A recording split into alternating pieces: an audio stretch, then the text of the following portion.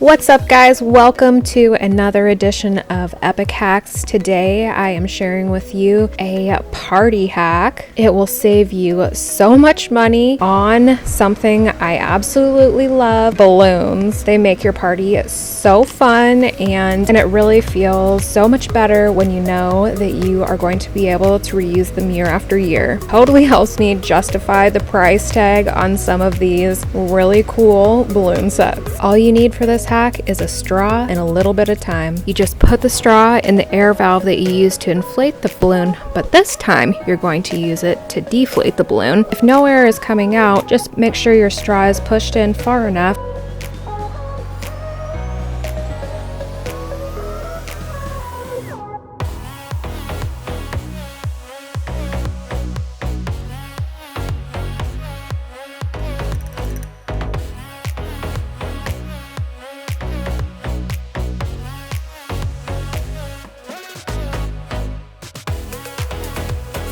If you're not already subscribed to our channel, definitely hit the subscribe button and turn on notifications.